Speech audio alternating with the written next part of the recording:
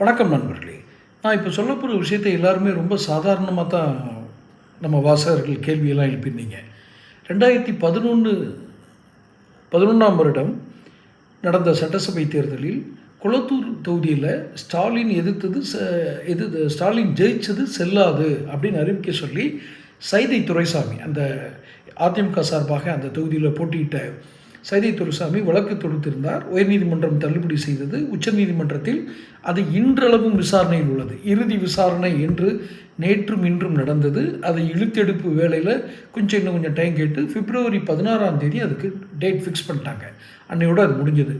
அந்த வழக்கில் representation act 1951 என்ற சட்டத்தின்படி அந்த தேர்தலில் ஒரு தவறான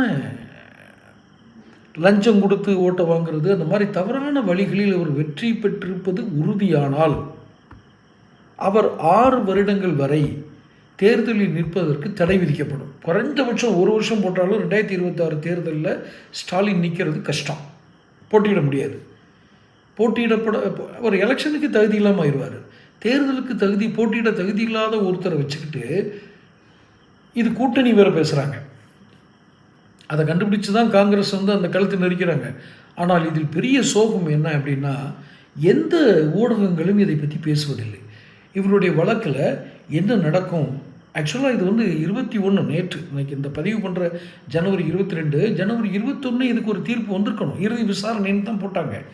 அவங்களுடைய இழுத்தடிப்பில் அது இதுன்னு, ஏன்னா இதை ஜெயிக்க முடியாதுன்னு அவங்களுக்கு தெரியும். அந்த ரெக்கார்டெல்லாம் பக்காவாக அங்கே போய் ப்ரூஃப் ஆகிருக்கு. ஸோ இவர் ஜெயிக்க முடியாது. யார் தேர்தலில் இவங்க ஸ்டாலின் தரப்பு ஜெயிக்க முடியாது. அதனால் இழுத்தடிப்பு வேலையெல்லாம் செஞ்சு ரொம்ப இழுத்தடிப்பு பண்ணி பார்த்தாங்க இன்றைக்கு வரைக்கும். இன்றைக்கி சுப்ரீம் கோர்ட்டில் நடந்த விவாதம் வரைக்கும். இப்போ பிப்ரவரி மாதத்துக்கு தள்ளி போட்டிருக்காங்க. தேர்தல் அனௌன்ஸ்மெண்ட் வந்துடும். இவர் தேர்தலில் நிற்க ஒருவேளை ஸ்டாலின் மீது சாட்டப்பட்ட குற்றச்சாட்டுகள் நிரூபிக்கப்பட்டால் 6 வருடங்கள் வரை அவர் தேர்தலில் நிற்க முடியாது. இப்போ சொல்லுங்கள். ஆனால் இதை பற்றி எந்த ஊடகமாவது ஒரு சின்ன செய்தி வெளியிடுறாங்களா? இல்லை. ஏன் இந்த கள்ள மௌனம்? ஏன்? அப்போ இந்த அரசு ஏதோ ஒரு கள்ளத்தனம் செய்கிறது.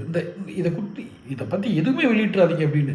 இல்லைன்னா மூச்சுக்கு 300 முறை அந்த உச்சநீதிமன்ற நீதிபதி 10 முறை தும்மினார், கர்ச்சிப்பா வச்சு தும்மினார், கையை முடிச்சு தும்மினார்னு, இந்த மாதிரி நான் சொல்கிறது ஒரு நுணுக்கமான விஷயங்களுக்காக சொல்கிறேன். ஹைகோர்ட்டில் அது நடந்தது.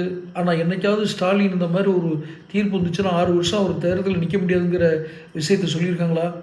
இந்த வெப்ப நீரோட்டம் எதிர்க்கட்சிகளின் கண்களுக்கு தெரிகிறது, முக்கியமாக காங்கிரஸுக்கு. தொடர்ந்து பேசுவோம். சேனல் சப்ஸ்கிரைப் பண்ணிக்கோங்க.